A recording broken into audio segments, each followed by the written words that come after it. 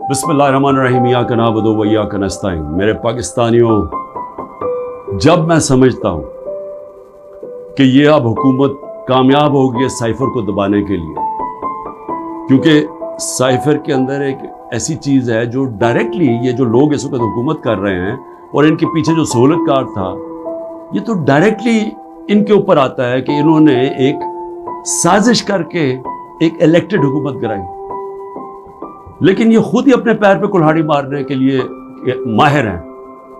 इतना इनको खौफ है कि इमरान खान किसी तरह इलेक्शन से बाहर किया जाए, क्योंकि डर लगा हुआ है कि इलेक्शन में आ गया तो हार जाएंगे। तो इनकी पूरी कोशिश होती है कि हर कोई मौका ना जाए कि किसी तरह उसको डिस्क्वालीफाई करिए, जेल में डाले। ये कोई 14 महीने से ये लगे हुए हैं।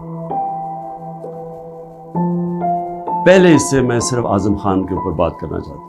जिस आजम खान को मैं जानता हूँ वो ईमानदार आदमी है, काबिल आदमी है, और जिस तरह की बातें मैंने पढ़ी हैं साइफर में वो कह नहीं सकता। जब तक मैं आजम खान के मुंह से नहीं सुनूंगा मैं मानूंगा नहीं, क्योंकि उसमें ये कई बातें हकीकत के साथ नहीं है।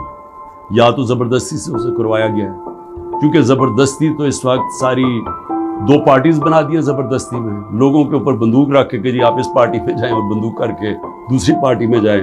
उनके ही बेचारों का बेड़ा गर्क करके रख दिया उसको। और फिर जो हमारे लोगों को जो जोर डाला हुआ है पार्टी छोड़ो, बेचारे जेलों में हमारे लोग पड़े हैं, औरतें पड़ी हुई हैं, उनको बस सिर्फ कहें कि जी आप इमरान खान के खिलाफ वादा माफ को गवाह बन जाए। ये वो बनते हैं तो आप छुट जाएंगे, और या फिर कि जनाब आप खड़े होके जाके वो टीवी पे कहें मैं पार्टी छोड़ रहा हूं। ये इस तरह की इस वक्त जो हम तमाशा देख रहे हैं वो इस तरह का चल रहा है। तो मैं नहीं मानता कि आजम खान ने कई बातें इसमें से कही हैं और कई सच भी हैं, लेकिन साइफर था क्या? 6 मार्च को 2022 6 मार्च मीटिंग होती है। पाकिस्तान का एम्बेसडर असद मजीद और अमेरिका का जो under secretary of state Donald लू वॉशिंगटन में मीटिंग होती है। ऑफिशियल मीटिंग होती है। ऑफिशियल मीटिंग का मतलब कि दोनों तरफ नोट ले रहे होते हैं उस मीटिंग के। उस मीटिंग के बाद एक साइफर का मतलब होता है एक खुफिया, एक कोड के अंदर मैसेज भेजी जाती है, जो कि सारी दुनिया में आपके जो हमारे जो एम्बेसडर्स होते हैं वो सारी दुनिया में हर मुल्क के एम्बेसडर अपने फॉरेन ऑफिस को खुफिया मैसेजेस भेजते हैं, जिसको साइफर कहते हैं। वो साइफर आता है पाकिस्तान, और वो मैं जब पढ़ता हूं तो उसमें क्या लिखा होता है।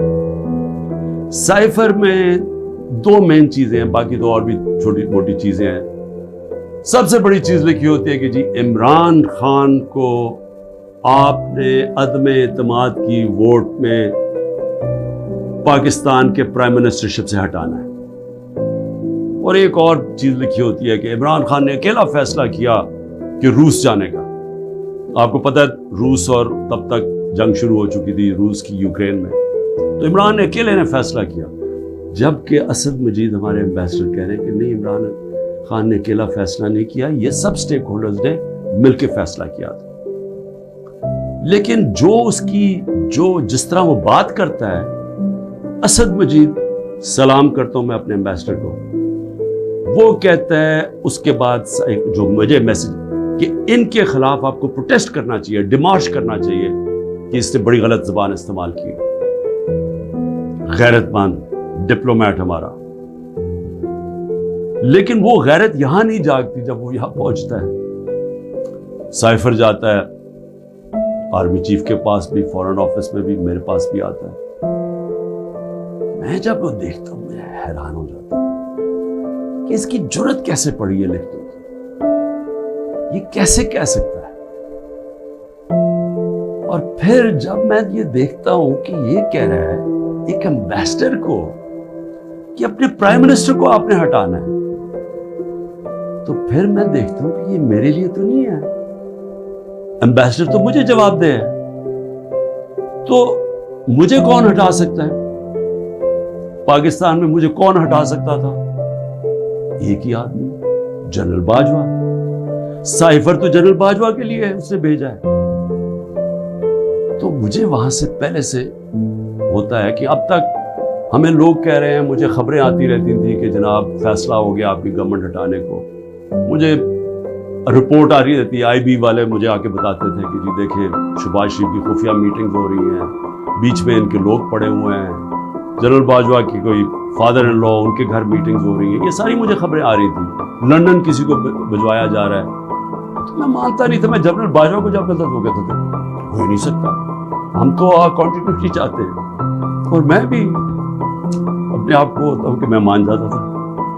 لیکن جب یہ سائفر آیا تو تب مجھے ہوا کہ یہ تو اس کے بغیر ہو ہی نہیں سکتا. پھر سے کہ کون پرائم منسٹر کو ہٹا سکتا ہے سوائے ایک آدمی کے جس کے پاس پاور ہے پاکستان میں. تو پاور ادھر ہی ہے, سپر کنگ ہے, سب پوچھنے والا کوئی نہیں ہے, لیکن پاور ہی پاور ہے.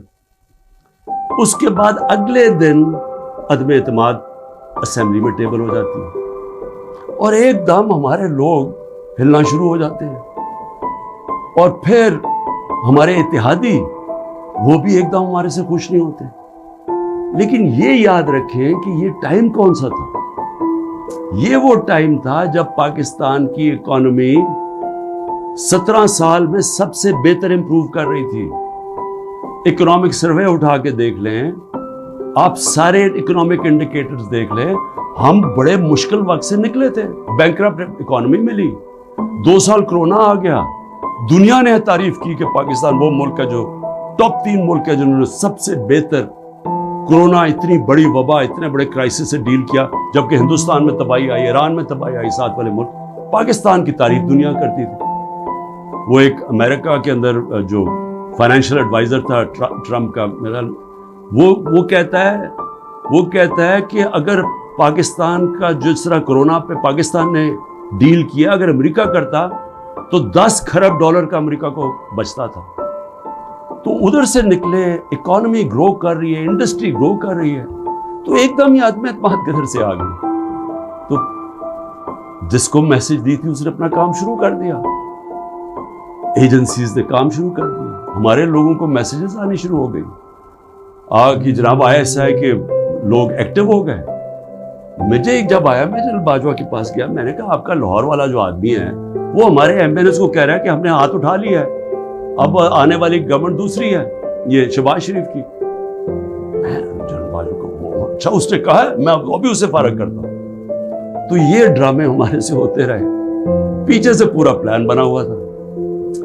اچھا میں نے پہلے تو میں یہ کہوں کہ مجھے اتنا شرم آئی, مجھے پاکستانی ہوتے ہوئے میں آپ کو سچ بتانا چاہتا ہوں, مجھے شرم آئی کہ اس کی جرت کیسے ہوئی کسی چھوٹے ایک آفیشل کی کہ جو ہمیں اتنی بڑی دھمکی دے دے اور ایمبیسڈر کے ذریعے میسج بھجوایا کہ پرائم منسٹر کو ہٹا دو. لیکن اس کی غلطی نہیں تھی. شرم یہاں نہیں آ رہی تھی. جن لوگوں کی ذمہ داری تھی قوم کی حفاظت کرنا, جس آدمی کی کہ قومی وقار کو بچانا, قومی غیرت, وہ ساتھ ملا ہوا تھا. اس نے ان کا, یعنی یہ سارا پلان ادھر سے شروع ہوا تھا. اور میں صرف اپنی قوم سے یہ کہنا چاہتا ہوں, دیکھیں یہ یاد رکھیں کہ اب ایک چیز سمجھ لیں, جب اگر میں جنرل باجوہ کی تنقید کر رہا ہوں اور یہ میں سارا ثابت کر سکتا ہوں کیونکہ مجھے پتہ ہے ساری چیزیں میرے اندر, ایک ایک چیز مجھے یاد ہے ہوا کیا, اس سے پہلے بھی اس کے بعد بھی. میں پاکستان کی فوج کی تنقید نہیں کر رہا, میں ایک آدمی کی کر رہا ہوں جو غلطی کی جس نے.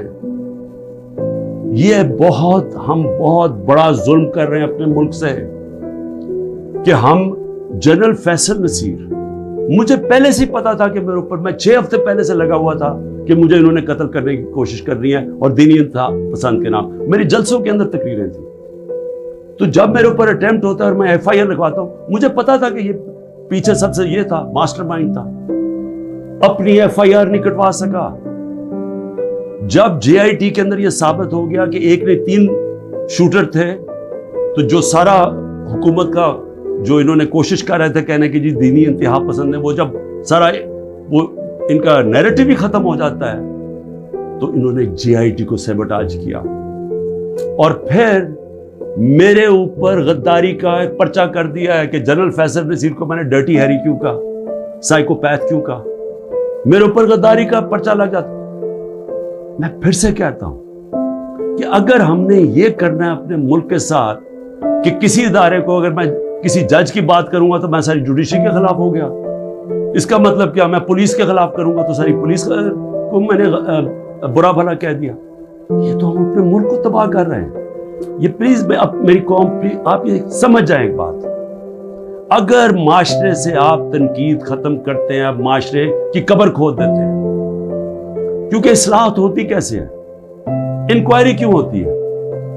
حمود الرحمان انکوائری جب ہمارا ملک ٹوٹا، ایسٹ پاکستان ٹوٹا، تو جب وہ انکوائری ہوئی، اگر اس کے اوپر عمل ہوتا کہ یہ ہم نے غلطیاں کی ہیں، اپنی اصلاحات کرتے ہیں، تو اس کے بعد پاکستان بڑی غلطیوں سے بچ جاتا. لیکن جرأت ہی نہیں تھی فیس کرنے کی تنقید. ہم نے وہ اتنا بڑا ظلم کیا کہ 25 سال کے بعد وہ کدھر نکلی؟ حمود الرحمان ہندوستان کے اندر. اب جب یہ ہوا، میں کہتا گیا، میں نے ساروں کو کہا کہ اتنا بڑا ظلم ہو رہا ہے تو اس کے اوپر انکوائری ہو. میں نے چیف جسٹس صاحب کو میں نے وہ سائفر بھیجا کہ جی اس کے اوپر انکوائری کروائیں. نیشنل سیکیورٹی کاؤنسل کے سامنے رکھا.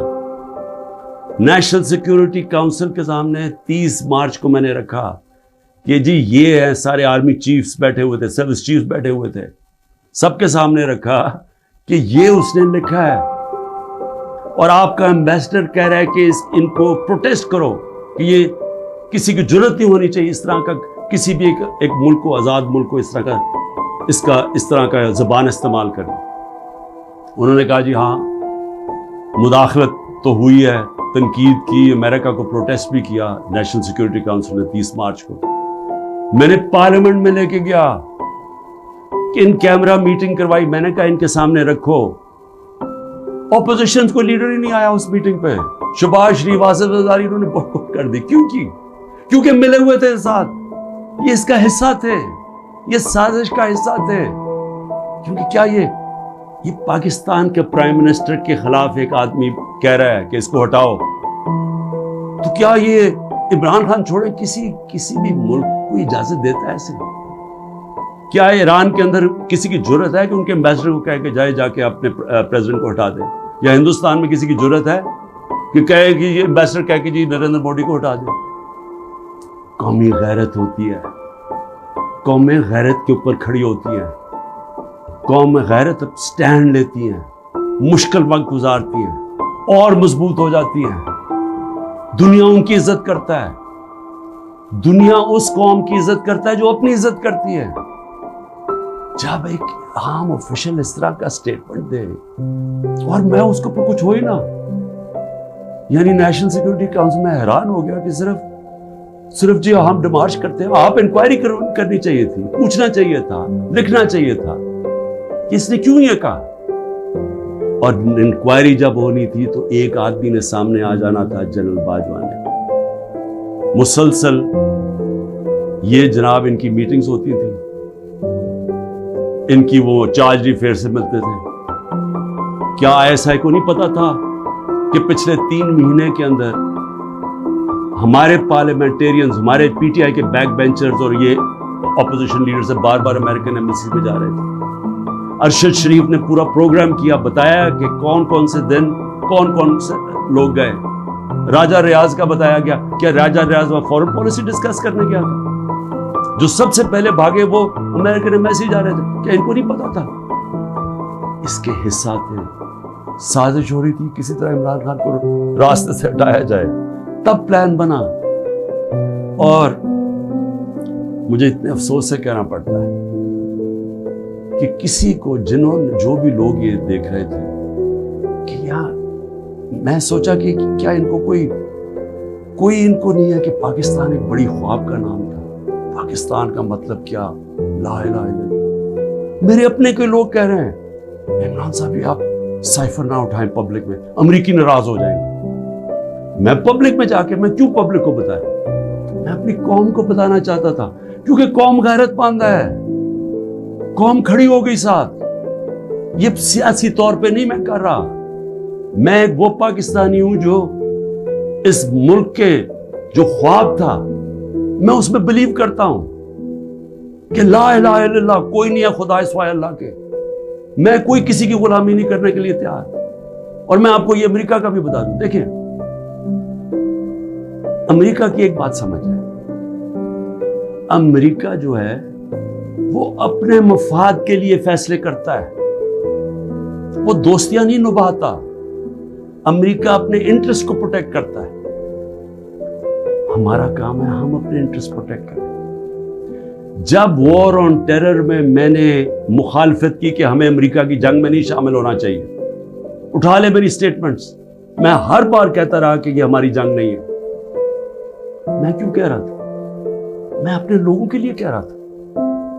مجھے امریکہ نے باہر اینٹی امریکن کہنا شروع کر دیا، پاکستان میں مجھے انہوں نے طالبان خان کہنا شروع کر دیا کہ جی دیکھیں ہماری اپنی گورنمنٹ مجھے، یعنی ہمارا جو جنرل مشرف نے کہا جی یہ تو داڑھی کے بغیر دہشت گرد ہے۔ میرا کیا مقصد تھا کہ آپ نے 80 کی دہائی میں لوگوں کو کہا کہ جب بھی فورن آکوپیشن ہو، یعنی کہ کوئی دوسرا افغانستان کے اوپر باہر سے روس نے قبضہ کیا ہوا ہے تو وہ جہاد ہے، اور جب امریکہ قبضہ کرتا ہے آپ کہتے ہیں اب دہشت گردی ہے۔ میں ان کو سمجھا رہا تھا کہ اس کا فال آؤٹ آئے گا پاکستان کے اوپر، 80,000 پاکستانی مار گئے، پتہ نہیں کتنے 100 ارب ڈالر سے زیادہ ملک کو نقصان ہوا، لیکن اس سے زیادہ جو دنیا میں ہم بدنام ہوئے، ساری دنیا میں ہمارا مذاق، ہمیں کہا گیا جی سب سے خطرناک ملک ہے پاکستانی دہشت گرد۔ پاکستانیوں سے جو دنیا میں ہوا، ہرا پاسپورٹ دے کے لیدر لائن میں کھڑا کر دیتے تھے، کتنے پاکستانیوں کو باہر سے ڈپورٹ کر دیتے تھے۔ پوچھیں بیرون ملک پاکستانیوں سے ان کے اوپر کیا گزرا۔ اور مجھے جی عمران خان طالبان خان ہے جی، یہ جی دہشت گردی کے ساتھ، اور یہ بھی میں اب آپ کو بتاؤں کہ یہ جو تھا یہ کیوں میرے خلاف کیس بلڈ اپ ہوا۔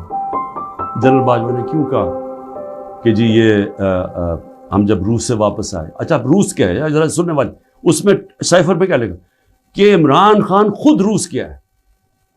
میں عمران خان نے خود روس کیوں جانا تھا؟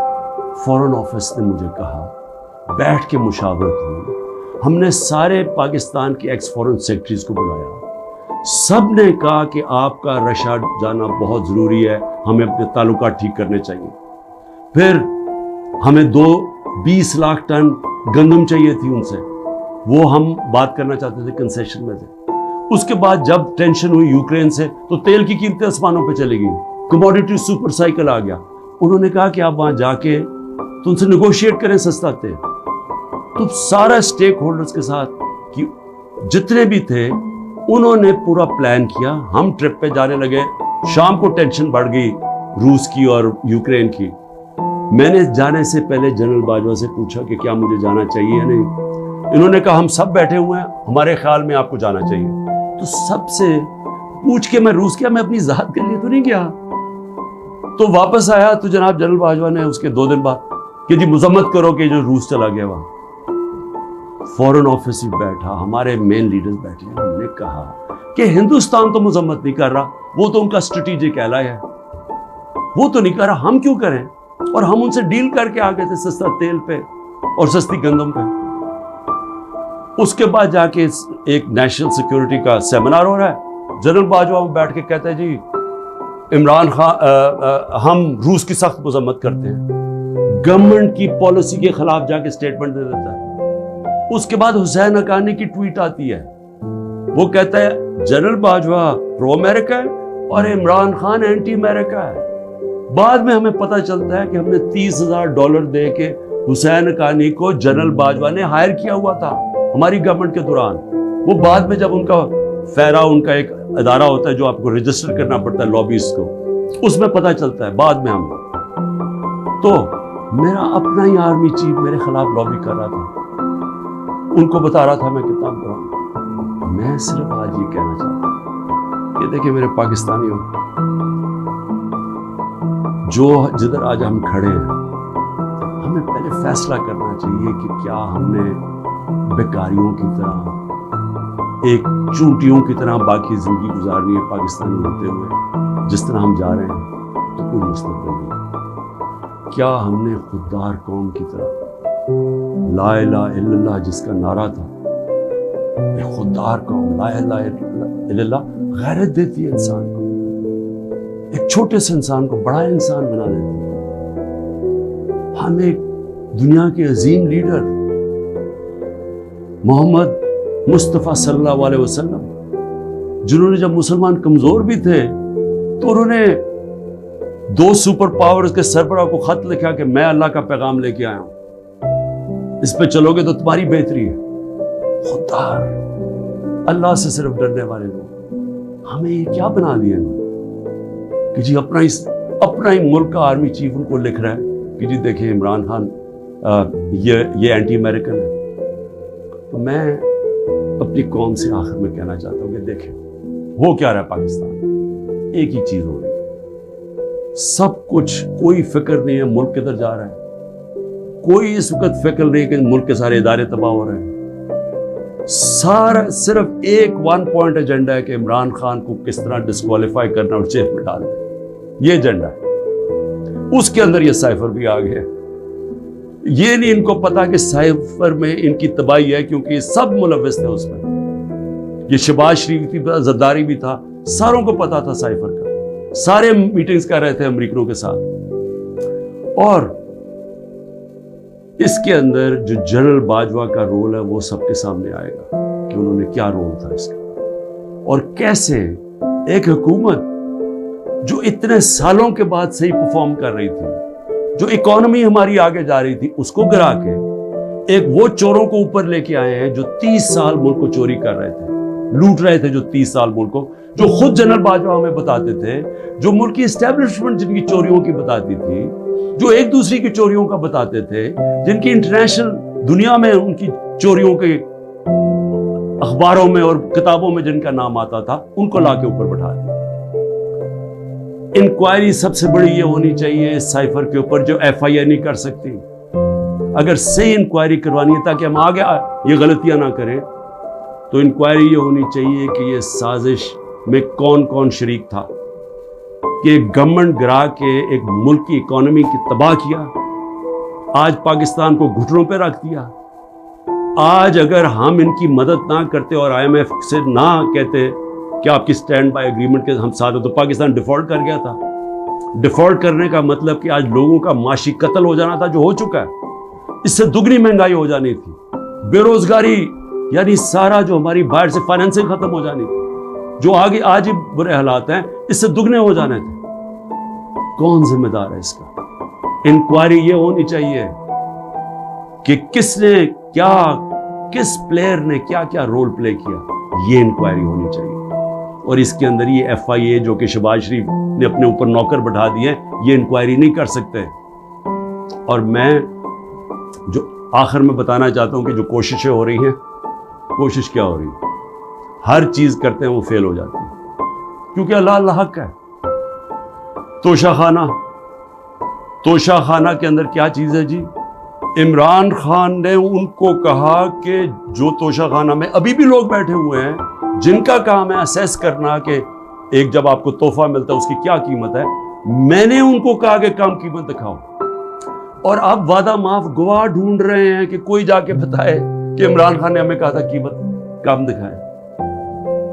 اور اس کے علاوہ القادر یونیورسٹی، یعنی یہ سوچیں کہ ایک یونیورسٹی بنتی ہے جو سیرت نبی پڑھانے کے لیے، تاکہ لوگوں کا کردار ہم ٹھیک کریں، کیریکٹر بلڈنگ کریں، بتائیں کہ ہمارے جو بڑے بڑے صوفی تھے یہاں جن کی وجہ سے اسلام پھیلا، ان کی پیغام کیا تھا، نئے لیڈرشپ پروڈیوس کریں جو کہ سیرت نبی پہ ہوں، اور پھر مفت تعلیم ملے، ٹیکنالوجی بھی پڑھائی جائے لیکن مفت تعلیم۔ اس وقت سارے جو پڑھ رہے ہیں وہ ہیں جو کہ غریب گھرانوں کے اسٹوڈنٹس ہیں، مفت پڑھ رہے ہیں۔ یہ جناب عمران خان نے جرم کیا ہے کہ جی القادر یونیورسٹی بنا دی، جو ذاتی فائدہ ہو گیا مجھے، جس طرح کہ مجھے اس سے کوئی آمدنی آ رہی ہے، جس طرح شوکت خانم سے آ رہی ہے یا نمل یونیورسٹی سے۔ اور پھر میرے اوپر پہلے ظلم کیا جاتا ہے اور میرے اوپر ہی کیسز کر دیتے ہیں۔ 9 مئی کو سپریم کورٹ کہتا ہے کہ عمران خان کے اوپر غیر آئینی اور غیر قانونی واردات کی گئی، مجھے وہاں سے اغوا کیا گیا، جو کمانڈوز مجھے وہاں سے لے کے گئے۔ سپریم کورٹ کا ورڈکٹ ہے۔ اور جس طرح مجھے ذلیل کیا، لوگوں کو مارا، ڈنڈے مارے، وکیلوں کو مارا، اس کے بعد ساری دنیا میں خبر دیکھا کہ مجھے ایک مجرم کی طرح پکڑ کے لے کے جا رہے ہیں، تو میرے اوپر 30 کیس ہو جاتے ہیں۔ جب میں 4 دن بند ہوتا ہوں اندر، جب جیل کے اندر، تو 30 کیس میرے اوپر ہو جاتے ہیں کہ جی میری وجہ سے وہ جو رد عمل آیا۔ اور رد عمل نہیں آنا تھا کہ جب آپ ناانصافی کرتے ہیں، جو سپریم کورٹ کہتا ہے ناانصافی ہے، وہ جو بچارے نکلتے ہیں پرامن مظاہرے کرنے کے لیے، جو 27 سال سے ہم نے کیے ہیں، ان کے اوپر گولیاں چلاتے ہیں۔ 25 لوگ ہیں جن کو انہوں نے شہید کیا ہے، 16 کے پاس ہمارے پاس ڈیٹس ہیں، 9 غائب ہیں۔ 3 لوگوں کی ٹانگیں کٹتی ہیں، ایک آدمی پیرالائزڈ ہے اس وقت، کمر پہ گولی لگتی ہے، اور یہ کیا کرتے ہیں، اوپر سے انہی کے اوپر کیس بنا دیتے ہیں۔ ساری دنیا کے اندر ایک کوئی پولیس کی گولی لگی تھی نا، ایک فرانس کے اندر، 4 دن سارے فرانس میں آگ لگی، 100 بلڈنگز اور گاڑیاں جلا دی لوگوں نے۔ یہاں کوئی پوچھ نہیں رہا کہ آپ پاکستانی نہیں تھے، اور 100 لوگوں کو گولیاں اور لگتے ہیں، اور جس کو گولی لگتی ہے، ٹانگ کٹ جاتی ہے، اس کو پکڑ کے جیل میں ڈال دیتے ہیں۔ یہ کسی ملک میں اس طرح ہوتا ہے؟ یہ ظلم ہوتا ہے۔ اور پھر ضلع شاہ کا قتل ہوتا ہے، عمران خان کے اوپر قتل کا کیس ڈال دیتے ہیں۔ بعد میں جب پتہ چلتا ہے تشدد ہوا اس کے اوپر 26 جگہ، تو پھر کہتے ہیں ایکسیڈنٹ میں، پھر بھی میرے پہ کیس ڈال دیتے ہیں۔ کوئٹہ کے اندر سارے کوئٹوں کا پتہ ہے، ذاتی دشمنی پہ ایک وکیل مارا جاتا ہے، عمران خان کے اوپر 302 قتل کیس ہو جاتا ہے۔ میں سوال یہ پوچھتا ہوں کہ کیا قوم یہ ناانصافی نہیں دیکھ رہی؟ اور یہ جو نظام آپ کر رہے ہیں، یہ سمجھ رہے ہیں کہ یہ بہت بڑا کوئی ڈنڈے مار کے اور خوف سے لوگوں کو اپنی طرف لے آئیں گے، یا لوگ ووٹ کسی اور کو دے دیں گے۔ یہ انسان ہے، یہ بھیڑ بکریاں نہیں ہے۔ اور اس کے اوپر، اس نظام کے اوپر جو حضرت علی کا قول ہے، وہ غور سے سن لیں۔ کفر کا نظام چل جائے گا، لیکن ظلم اور ناانصافی کا نظام نہیں چل سکتا۔ حکومتیں چلتی ہیں اخلاقی قوت پہ، ڈنڈے مار کے جانور چلتے ہیں، ڈنڈے مار کے نہیں چلوا سکتے آپ لوگوں کو اگر آپ یہ سمجھتے ہیں کہ اس کی ظلم کی وجہ سے یہ چوروں کو تسلیم کر لے گی قوم، جو 30 سال سے ملک کو لوٹ رہے ہیں، جن کے پیسے باہر پڑے ہیں، جن کی سارا یہ جیسے انہوں نے اقتدار سے پھر باہر بھاگ جانا ہے، تو اگر یہ سمجھتے ہیں کہ لوگ اس خوف کی وجہ سے ان کو تسلیم کر جائیں گے، مجھے ترس آ رہا ہے ان لوگوں کے اوپر جن کی یہ سوچ ہے۔ پاکستان زندہ باد۔